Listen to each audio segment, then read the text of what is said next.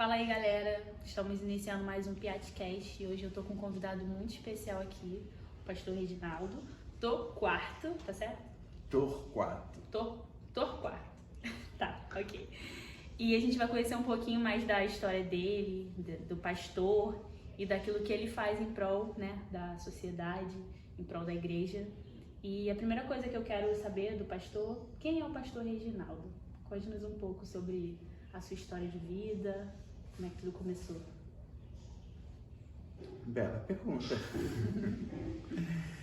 Então, Reginaldo, quem é Reginaldo?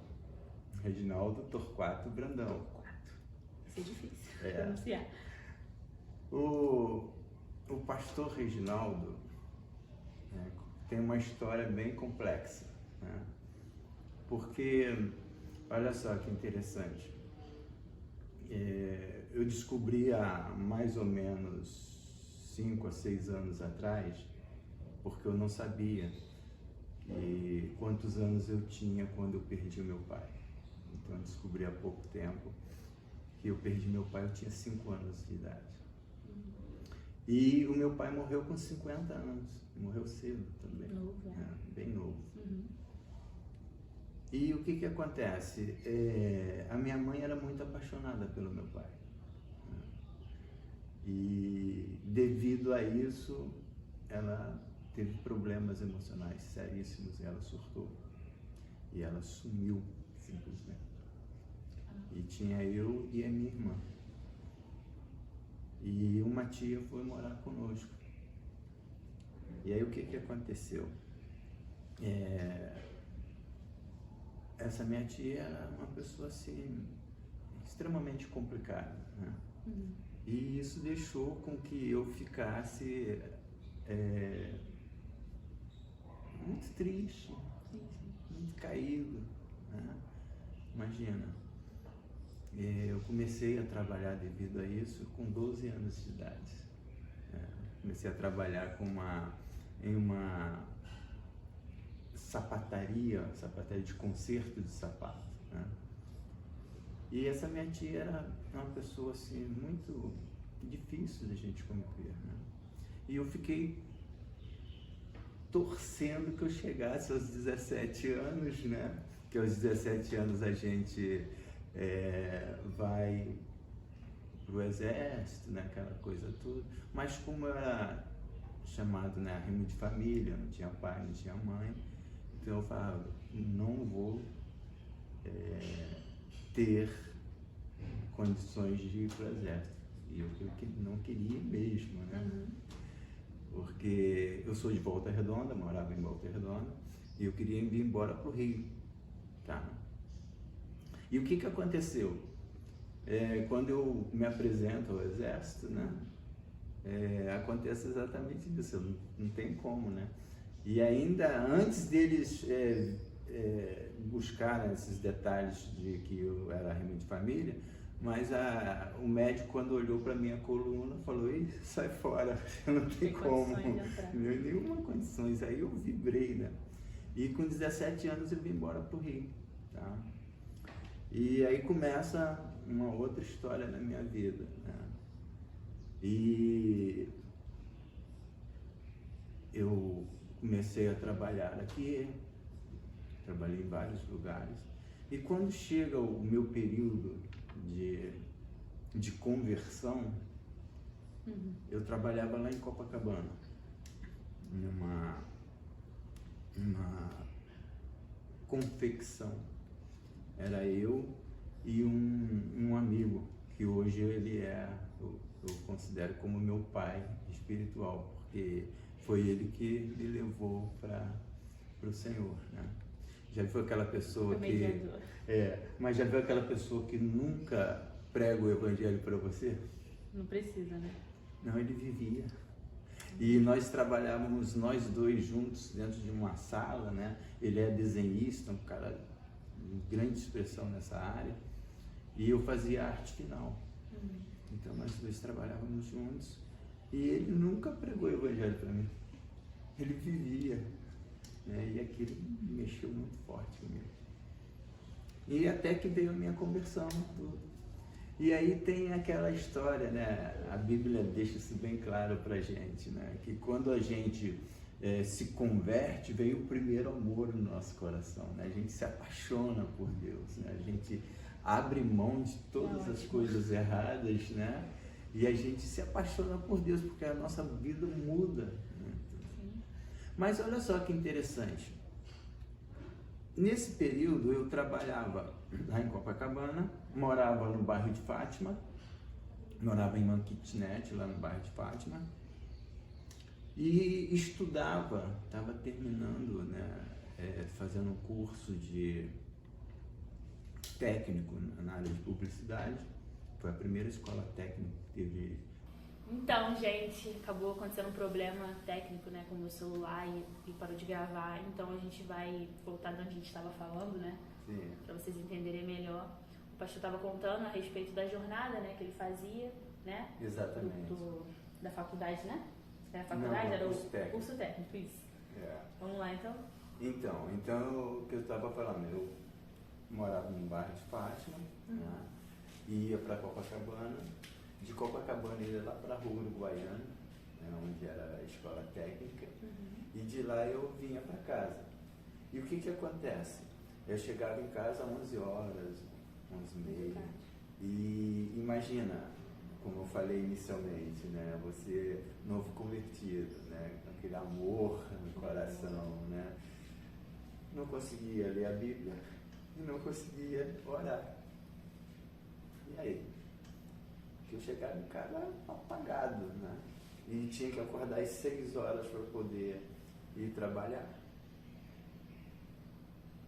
Veio algo muito forte no meu coração.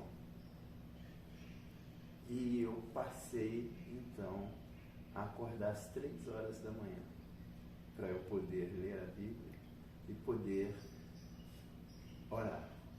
E assim foi. Começou esse meu processo. Até que eu cheguei no livro de Isaías. E quando eu cheguei no livro de Isaías, aquele momento extraordinário de Isaías com Deus, né? Em que Isaías, ele fala para Deus: Senhor, eis-me aqui, envia-me a mim. E essa palavra entrou como uma flecha no meu coração. E a partir daí, todos os dias eu passei a fazer essa oração: Senhor, eis-me aqui, envia-me a mim. Eu não tinha nem noção do que eu estava fazendo, mas foi algo muito forte no meu coração. Então tá, começou o processo. Quando eu termino de fazer essa escola técnica, eu vou para o seminário, começo a fazer o seminário de teologia. E do nada aparece uma pessoa na minha vida, pastor Abraão Soares da Silva. Abraão Soares da Silva, nessa época, ele era o representante do Instituto Haggai na América Latina. Perdão. Então, o que acontece? Fica à vontade.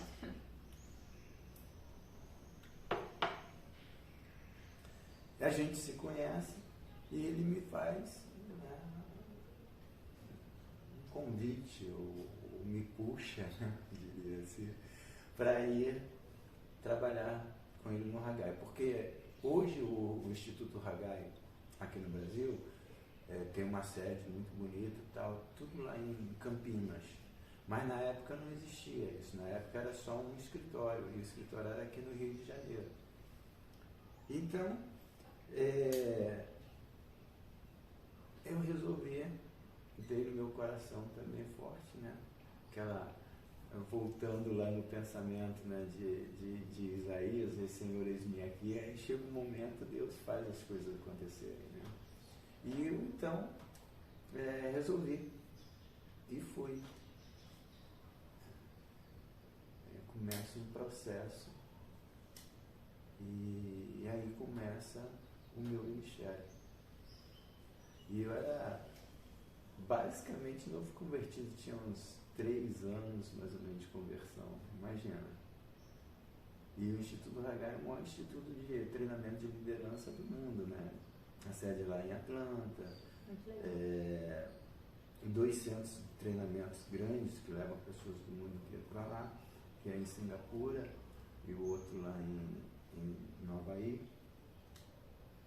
E aqui na época a gente fazia seminários pelo Brasil afora, tá? Mas não existia uma sede do Hagai como existe Era hoje. algo menor, né? Era só um escritório, né? E os seminários eram feitos em várias cidades do Brasil. E nas capitais principalmente era o grande seminário, né? Vinham preletores de fora do Brasil, né? Enfim, então esse foi o início desse processo na minha vida. O ministério que Deus me estabelece. E depois de um certo tempo, eu fui para um outro ministério, porque nesse período aí houve problemas aqui no Brasil com o Hagai, né? E aí eu fui para a OM, que é a Operação Mobilização. A OM, na época, eram 2 navios, né? O Dulos e o Logos. Tá? E hoje é um só, é o Logos Hope, esteve aqui no Brasil em 2019, um pouquinho antes aí da pandemia. E o que acontece? A base da OM aqui no Brasil era lá em Petrópolis. Em Petrópolis. E eu comecei, né, o pastor Humberto Aragão, que é outra pessoa de grande expressão, ele era o diretor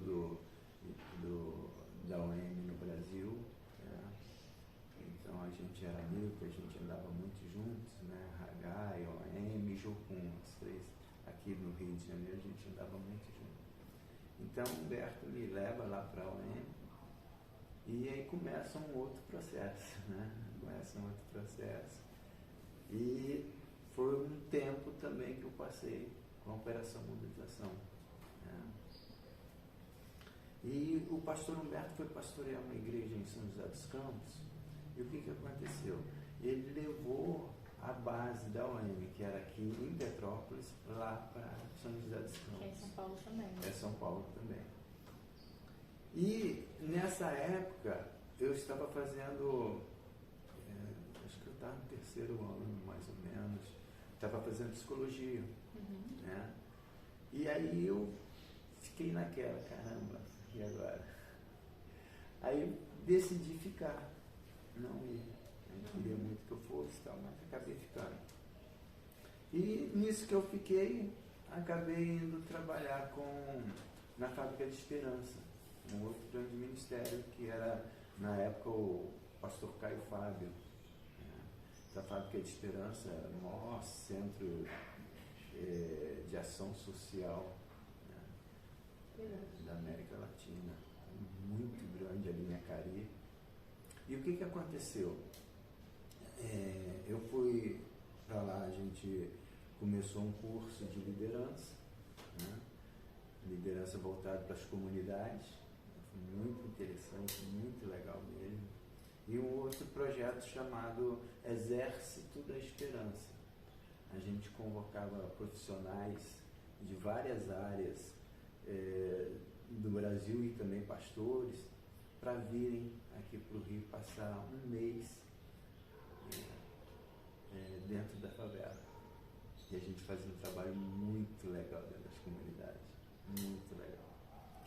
Enfim, aí depois veio o problema também na Fábrica de Esperança, né? Teve umas complicações, né? E nesse período, então, Deus me leva para pastorear uma igreja. E aí eu fui pastorear a igreja presbiteriana de Vila da Penha. E lá eu pastorei essa igreja por 16 anos. E quando eu saio da igreja presbiteriana de Vila da Penha, Deus traz ao meu coração de maneira muito forte, tá? Para eu voltar à minha origem, ou seja, treinamento de liderança. Então, veio isso muito forte no meu coração, e aí eu começo a pensar, né? Foram literalmente 9 meses, né? Olha que interessante, Interessante, né? verdade. 9 meses. 9 meses. Né? O bebê nascer. Pois é. E o bebê foi um ministério chamado Ragnos Liderança. Agnes Liderança, que é o seu atual ministério. Exatamente. Né? E aí o que acontece? Eu volto para a minha origem, que é onde Deus me colocou inicialmente no ministério, treinar liderança. Só que agora do seu jeito. Né? Aí... Veio com a bagagem, né, lá do Haggai também, né? Muita coisa, né? Muito aprendizado. Né? E outra coisa interessante, sabe o que é? É que eu tinha muito conteúdo, tá? Mas eu não tinha experiência. Então, Deus me leva para a igreja presbiteriana e eu pastorei durante 16 anos. Então, nesses 16 anos, Deus me deu o quê? Experiência. Aí, soma hoje, né? A teoria com a prática. Então, por isso eu creio que veio muito forte isso no meu coração, de voltar à origem de treinamento de liderança. Né? E então, assim, iniciou o ministério de Ragnos e Liderança. E Deus traz isso muito forte também ao meu coração, né? Quando fala de Ragnos, né? Fala de santo, fala de santidade. Significa... santo, né? Santo. E quando a gente fala de liderança, então isso veio no meu coração muito forte, né? Que liderança com santidade. E aí vem a fala, né, de Jesus sobre essas questões que são extremamente importantes. Né? E aí inicia o ministério, a coisa começa a fluir, né? Aí veio o que eles chamam aí de pandemia, né? Aí parou tudo. Lembra? As igrejas fecharam, depois quando abriram, elas abriram, mas com protocolo, né? Tinha que respeitar aquele protocolo, né? Então, quer dizer, o ministério de Ragnos ficou parado. E Deus faz coisas extraordinárias, né? No meio, né, o ano passado, está fazendo agora, mês de julho, nós estamos, né, fazendo um ano. Deus me leva ao México para eu dar seminários de liderança no México. E eu fui lá para o sul do México, né, o estado de Tabasco, cidade de Villahermosa. De lá também Deus me leva a Cancún. Né? Dá um presente. Viajou, né? Dá um presente, né? E lá também eu fiz seminário, na igreja lá de um pastor chamado Pastor Franklin, que a gente acabou se tornando bem amigos, né? Enfim, e isso aconteceu. Né? Mas agora eu estou lutando para voltar, né? Porque ainda o ministério ainda não voltou integralmente, né? Porque com esse lance de parar tudo, depois vem protocolo e agora a coisa está voltando. Sim. Então ainda está meio... Não é nada certo ainda. Ainda não é nada certo. Mas e porque está de pé. Está de pé, porque inicialmente o ministério fluiu de uma forma extraordinária. E eu creio que agora também vai voltar. Né? Vai voltar. Exatamente. Vai voltar. Então, basicamente, essa é a minha história. Eu falando aqui para vocês entenderem, sim, né? Sim. Então, basicamente isso. Foi assim que tudo começa. Né? Por onde Deus te levou, né? Por onde Deus me levou. E agora, trabalhando para novamente Ragnos voltar. Ativo, voltar com tudo, né? Ativo. E também estou trabalhando em outro sentido também de levar Ragnos liderança para a internet, né? Com certeza. Então, essa é outra questão que é extremamente importante hoje, né? Porque eu dei 2 cursos no meio da pandemia, eu dei 2 cursos online e me surpreendeu, porque porque teve gente O do alcance, Brasil né? inteiro, teve gente até de Portugal, né?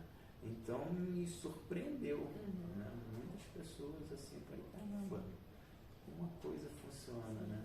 A internet é uma ferramenta muito poderosa, né? Exatamente. E bom a gente usar com sabedoria, né? Exato. Pra passar aquilo que... E, por exemplo, essa questão de brasileiros, né? Tem brasileiro no mundo inteiro, né?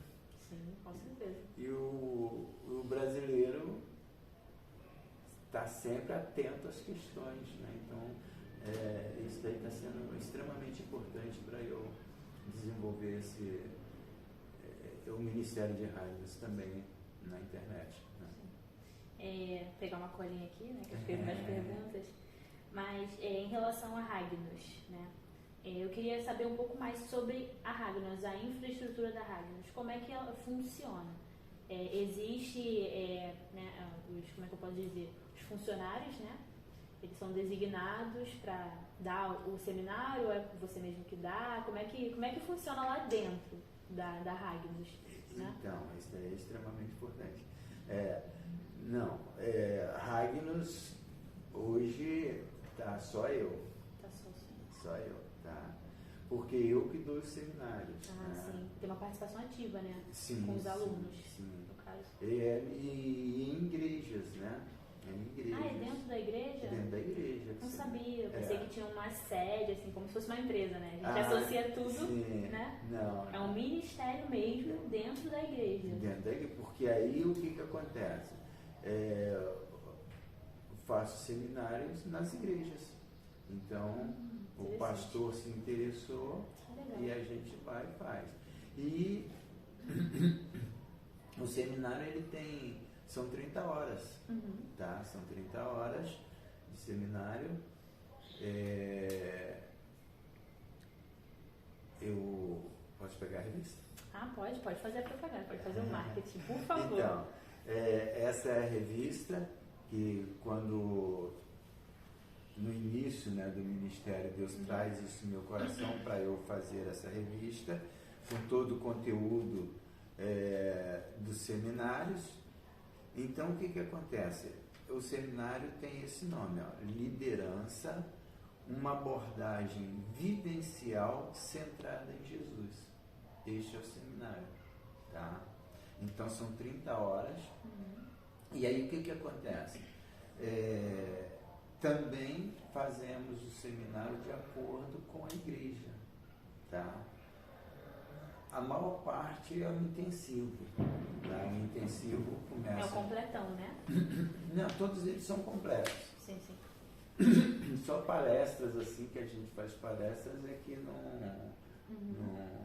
É mais não é o introdução, curso, né? não é o curso todo, né? Mas aí o que acontece? No seminário, a gente trabalha de acordo com a igreja, com a necessidade ou com as possibilidades, essas questões todas. Então, perceba bem,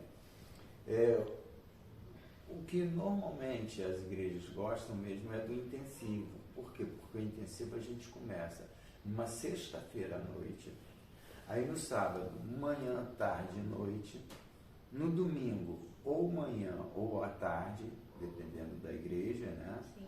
E no culto à noite, a gente separa lá uns 15 a 20 minutos para fazer a entrega dos certificados para as pessoas, entendeu?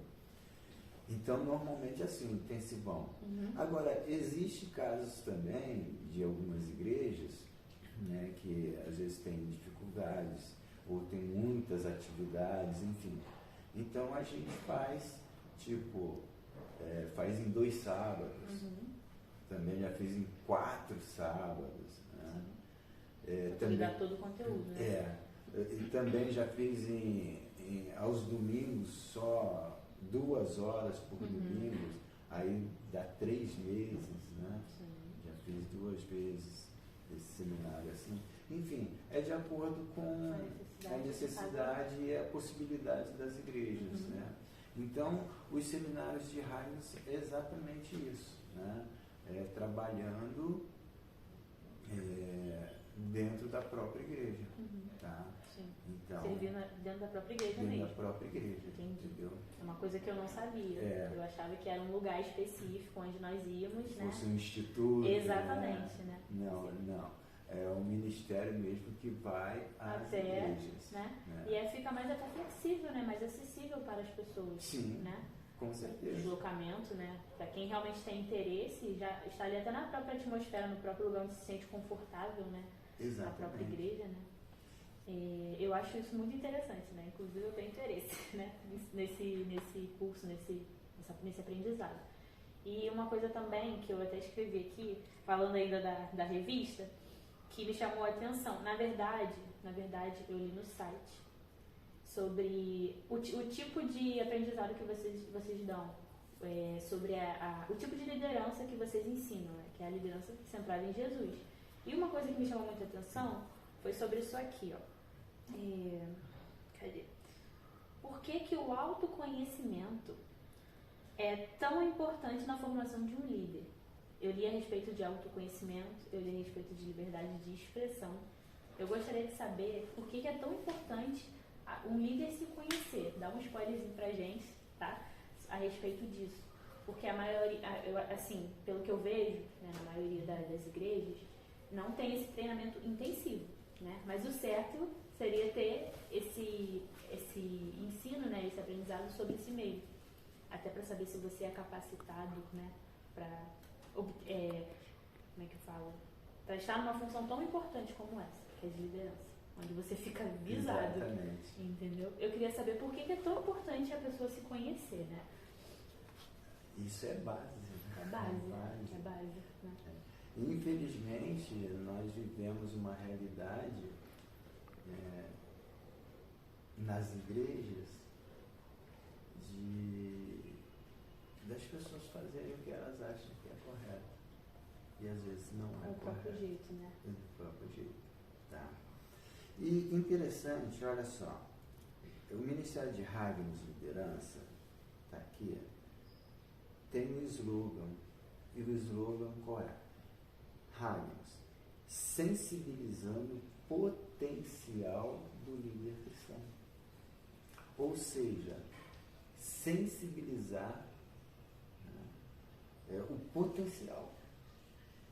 Porque todos nós temos um potencial, mas nós às vezes não sabemos do nosso potencial. Quando se fala de liderança, algumas pessoas falam assim, não quero esse negócio de liderança, não, isso não é para mim, né? Por quê? Porque elas estão vendo coisas equivocadas, totalmente equivocadas. Porque, olha só, uma das coisas extremamente importantes no início dos seminários que eu falo é sobre a questão do mundo moderno e do mundo pós-moderno. Nós estamos começando, né? Estamos entrando ainda no mundo pós-moderno, porque o mundo moderno dominou o mundo por muito tempo e veio no mundo moderno veio a chamada teoria mecanicista,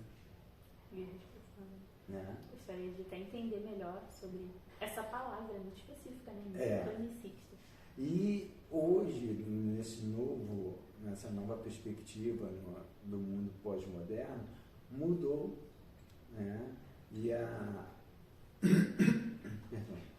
a teoria, hoje é a teoria holística. Tá? E uma das bases do pensamento pós-moderno é o desconstrucionismo, ou seja, desconstruir tudo aquilo que eles acham que não deve ser feito, que não é correto. A gente vê coisas terríveis acontecendo, né? Por exemplo, a gente olha para a questão de família, estão desconstruindo as famílias. Esse pensamento é terrível, mas tem coisas que são positivas, relevantes, né? Muito relevantes. Então, quando se fala, por exemplo, de liderança, quando a gente fala de liderança, a desconstrução do pensamento mecanicista é fantástico. Por quê? O que aconteceu? Dentro do pensamento mecanicista foi criado tá? Uma teoria que eles chamam de liderança, que eu não concordo de maneira nenhuma, nunca foi liderança, mas eles chamam de liderança. Eles construíram uma pirâmide. E o líder fica lá no topo da pirâmide. Ele é o todo-poderoso. Manda quem pode? Muito bem. Faço o que eu digo, mas não faço o que eu faço. Tá vendo? Exatamente. E isso foi aí outra questão que é extremamente importante do trabalho também, é a questão de paradigmas. Porque isso acaba sendo internalizado em nós e se transforma num paradigma. E a gente vive em função disso. Padrão, né? Vira o paradigma. É assim porque tem que ser assim. O paradigma, ele se estabelece dentro da gente, e aí o que acontece? A pessoa vive em função daquilo. E a gente olha nas nossas igrejas, a gente vê muito isso. Essa pirâmide mecanicista. O que acontece? Na pirâmide mecanicista, o cara fica lá em cima. E aí, os liderados ficam lá embaixo. E ele pisando em cima de todo mundo. Você faz, se você não fizer, eu te mando embora e coloco outra pessoa no teu lugar. Esse é o pensamento. E as pessoas não têm seu devido valor, né? Não tem. E infelizmente, isso é muito forte dentro das igrejas. Muito forte. Pode ser chamado isso de ignorância? Pode chamar de porque a ignorância, na verdade, é falta de conhecimento, né? Às vezes a pessoa está fazendo aquilo porque também ela não teve uma instrução para fazer de uma forma diferente. Ela foi influenciada, tá, de uma forma equivocada. E essa influência faz dela ser essa pessoa que vai influenciar a outros e outros. E assim aí vai. Exatamente. E no desconstrucionismo, tá, da visão pós-moderna, o que eles fazem com a pirâmide? Eles invertem a pirâmide. Né? Ou seja, o cara que estava lá em cima, que as pessoas chamam de líder, na verdade nunca foi líder, ele é chefe. Chefe. Tá? Trabalhando na empresa. E dentro da igreja também. Né? Ele é o chefe, ele que manda. Sim. Tá? Aí o que acontece? Quando a visão pós-moderna, a visão holística, ela inverte a pirâmide, o que acontece? O chamado líder vai lá para baixo. E vai servir. Né? E os liderados ficam em cima. E ele vai trabalhar para desenvolver o potencial dos seus liderados. Caramba, que interessante. Mas e aí, é diferente. Exatamente. E aí o que acontece? O cara que estava lá em cima, que é o chefe, na verdade, nunca foi líder, ele é o chefe, né? Ele mandava, e se você não obedecesse, você era jogado fora e colocava outro no seu lugar. Totalmente descartado. Substituível, né? Totalmente. Mas, no pensamento atual, o pensamento que está vindo agora, né, dessa nova visão, é que você vai trabalhar para desenvolver o potencial do cara. O cara não quer fazer, não sei o que. Tá, o que está acontecendo com ele? De repente ele está com problema. São várias áreas da vida dele, ele está com problema, precisando de ajuda. Às vezes o cara tem um potencial, o cara é fera, mas não quer fazer nada, ou não tem condições de fazer, acaba entrando na depressão. Então você, ao invés de mandar ele embora, você vai cuidar dele. Entendeu? Então, hoje, dentro desse pensamento da pós-modernidade, você vai ver o seguinte: os grandes pensadores hoje de liderança no mundo inteiro, tá? Muitos deles são cristãos, outros não são cristãos, e tem até aqueles que são ateus, né? Mas todos eles estão indo para a Bíblia para aprender sobre liderança. Você vê os caras de grande expressão, que não tem nada a ver com a religião, mas tem Jesus como referência. Porque Jesus foi o Porque maior Jesus líder é de o maior todos. líder de todos. E aí o que Jesus fala para os liderados dele? Vocês farão coisas maiores do que eu. Olha só. Você fará coisa maior do que eu. Jesus falou isso, deixou claro. Então, olha só. Você precisa desenvolver o potencial dos seus liderados. Você precisa ser melhor do que eu. Aquela questão, você tem um filho, né? Você quer que seu filho seja uma porcaria? Não, você quer que seu filho cresça mais do que você é. E a tendência é ser melhor, né? Muito melhor. Né? Você investe tudo para o seu filho crescer. E aí o que acontece? Por que você não faz isso com o seu liderado? Não faz. Porque o pensamento é mecanicista. Se você não está fazendo, eu te mando embora e pego outra pessoa.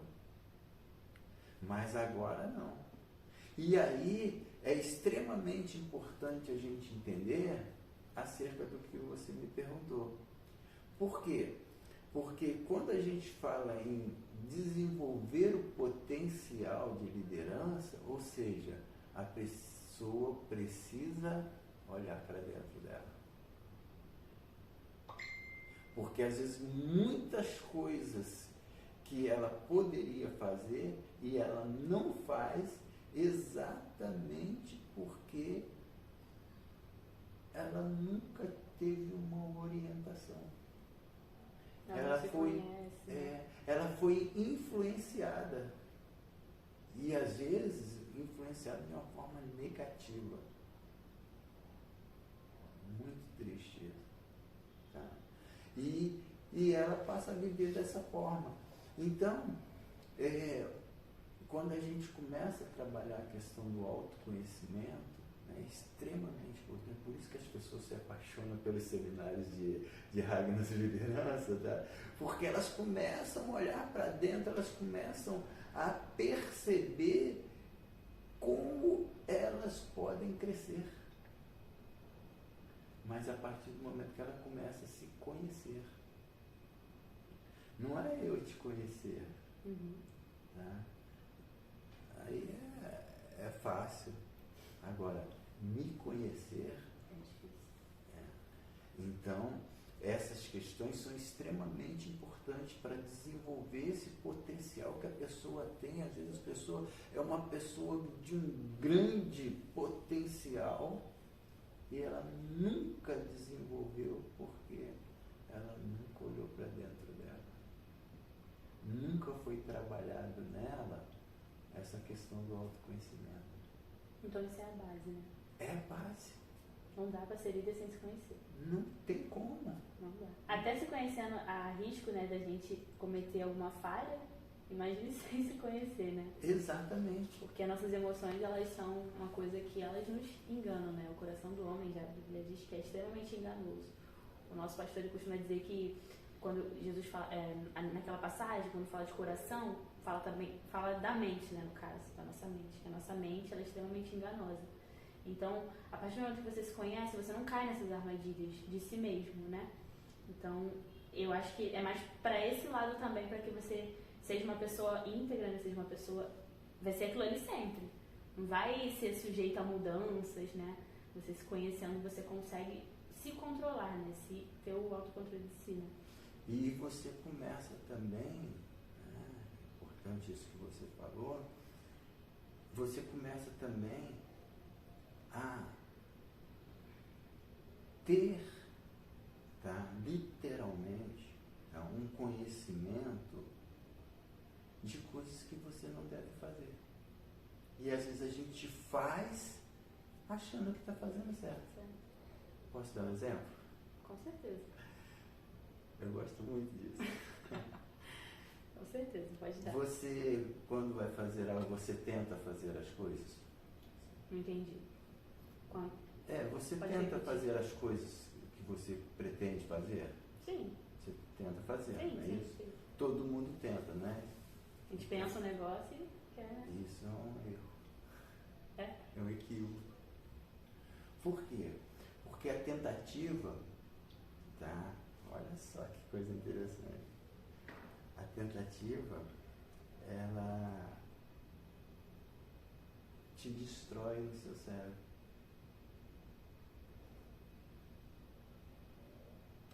Então, perceba bem, quando eu tento fazer algo, eu estou me programando para não fazer.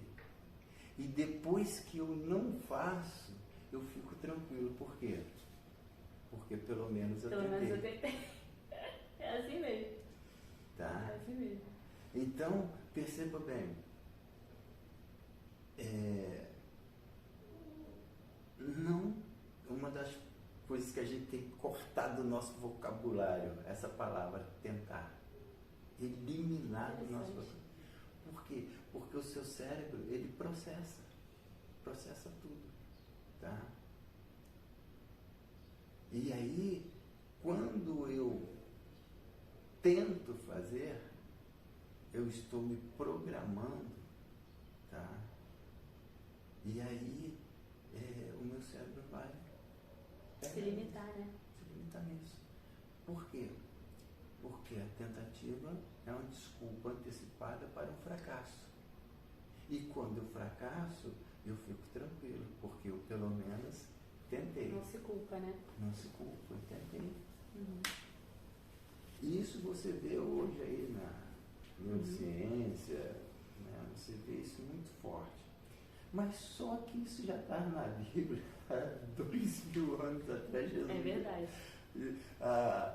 Desde psicólogos, né? As instruções que eles dão tem base bíblica. É só abrir que a gente vê. Exatamente. Né? E aí você vai ver, por exemplo, você pega a sua Bíblia, eu até brinco isso no seminário com o pessoal, falo, olha, vocês, até o fim do curso, vou dar para vocês a oportunidade de vocês lerem a Bíblia todinha. Se for um intensivo, sexta, sábado, domingo, você tem até domingo para você ler a Bíblia toda, tá? Só no fechamento, acho que até dá, mas... Agora... Velho, não? Ler a Bíblia toda em 3 dias? 2 dias toda, e meio? toda acho que não dá, não. E mesmo assim você não vai conseguir processar nem 5% de informação. Mas como se você, por exemplo, sábado você vai ficar, sábado, manhã, tarde, noite não tem como. no curso? Como é que vai focar? Onde que você vai estudar, ler a Bíblia toda? Não tem como. Mas perceba bem, você vê na Bíblia inteirinha, a Bíblia toda, tá? Você tem 5 minutos para você ler a Bíblia toda, tá? Então, olha só, você vai ter a Bíblia toda. Aonde é que Deus, em algum lugar, mandou alguém tentar fazer alguma coisa? Interessante. Deus nunca mandou ninguém tentar fazer nada. Deus, muito pelo contrário, ele fala, ide, levanta-te, vai nessa tua força, ergue-te, né? Então, o tempo inteiro, tá? Você nunca, de Gênesis a Apocalipse, você nunca vai ver Deus falar para alguém tentar fazer alguma coisa. Muito pelo contrário. Faça. E ainda ele diz mais, eu estou contigo. Mas sabe por quê? Que Deus não manda ninguém tentar fazer nada? Porque quem tenta é o tentador. Nossa. Ele tenta e já é derrotado. Gente, eu nunca tinha parado para pensar nisso. Ele já é derrotado. Palavra. Então Caramba. perceba. Tentador. Nunca Deus mandou ninguém tentar fazer nada. Caramba. Nunca tinha visto por esse lado, não. Muito Agar estava com Ismael no deserto, lembra quando ela mandou ela embora com o menino? Aí eles estão quase morrendo no deserto. E Ismael tinha mais jeito, ela se afasta dele. Vira um monstro, né? Se revolta. Mas naquele momento Ismael ora ao Senhor, ele conversa com Deus. Aí Deus manda o anjo. E o que ele fala com Agar? Ergue-te. Ele não fala assim, tenta levantar, tenta ir ali beber uma água, tinha um poço, né? Ele estava num oásis, ela não tinha percebido que ele estava num oásis, era o menino. E o que tem no oásis? O oásis tem as árvores, né? E se tem árvore, como que tem árvore no deserto? Só no oásis, então tem ali um poço d'água. E ela estava ali, não tinha percebido que tinha água ali para ela e para o menino. Aí Deus abre os olhos dela, está claro isso na Bíblia, e ela, quando ela consegue perceber, o Senhor fala, ergue-te, né? Porque eu farei desse menino uma grande nação. Então perceba bem, em momento nenhum Deus manda ninguém fazer uma tentativa. Deus não fala, tenta fazer isso daí. Deus não fala. Deus fala, ide, ergue-te, vai, eu sou contigo. Né? Então, perceba bem, isso faz toda a diferença. Tá? Porque quem tenta é o tentador. Ele tenta, mas ele já é derrotado. E ele quer derrotar nossa mente.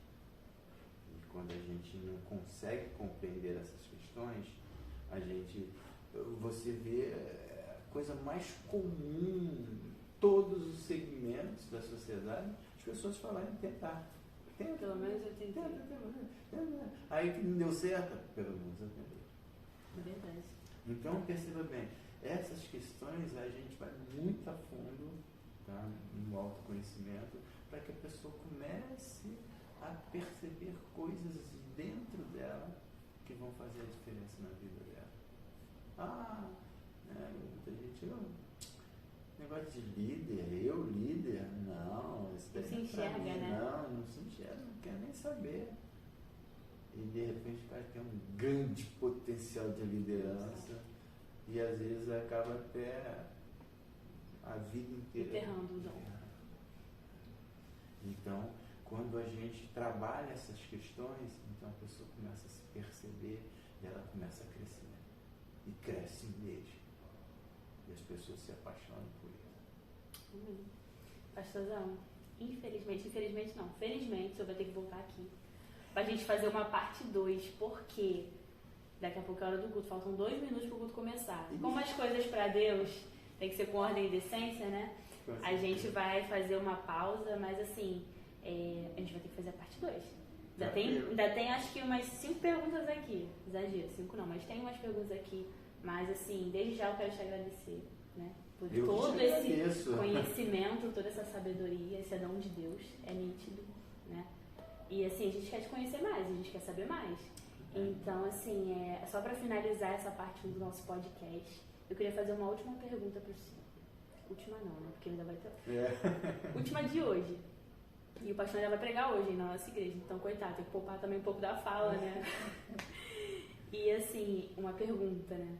Que meu noivo abençoado deu uma ideia, né? De a gente colocar um tipo de pergunta assim no final. Então, a gente vai sempre ter uma perguntinha no final do podcast. O que é o amor para você? Uau! O que é o amor? O nome da nossa igreja é Projeto Internacional Amor Transforma. Gostaria de saber, na sua visão, o que é o amor? Pra gente finalizar esse vídeo aqui fechado com chave de ouro. O amor realmente é algo extraordinário. Eu costumo falar que o amor chama-se Jesus. Amém.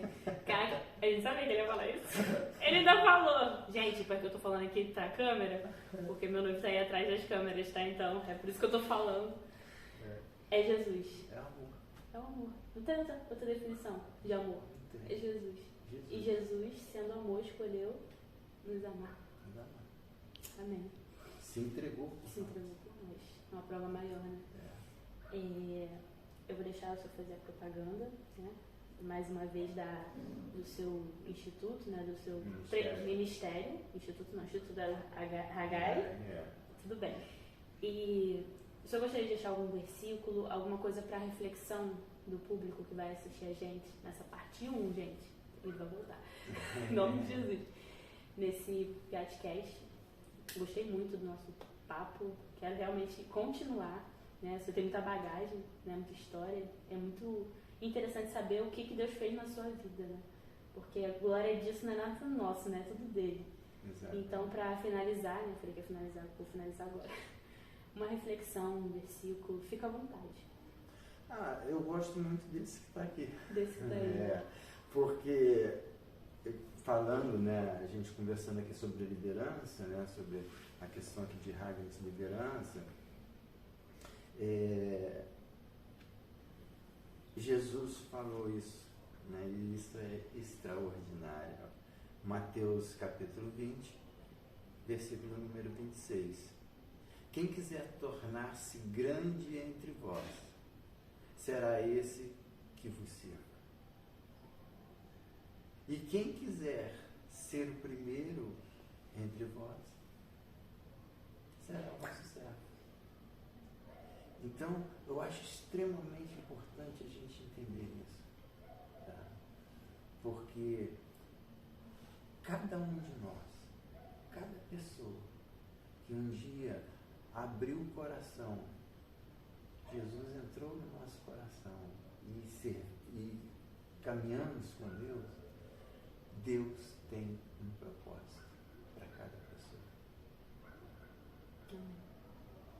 E aí, o que acontece?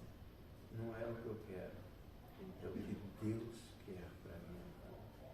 Então, como Jesus falou aqui, precisamos entender isso, que nós estamos aqui para servir ao Senhor e, consequentemente, servir as pessoas. Porque tudo aquilo que Deus nos dá, não é para a gente guardar, é para a gente abençoar pessoas. Então, essa é a grande questão que eu acho extremamente importante dentro disso que Jesus falou. Ok? Amém. Gente, obrigada por terem ficado até aqui com a gente, né? Quem chegou até aqui. Muito obrigada, pastor. De coração, muito obrigada por tudo. Enfim, agora a gente vai saber mais um pouquinho, conhecer mais um pouquinho lá na pregação. Vamos escutar mais. Mas, gente, esse foi o podcast. Espero que vocês tenham gostado. Parte 1. Parte 1, tá? Parte 2 ele volta aqui. Se quiser ter parte 3, parte 4. Fala sobre Deus é maravilhoso. Demais. E, enfim, é isso, gente. Foi o podcast. Até a próxima.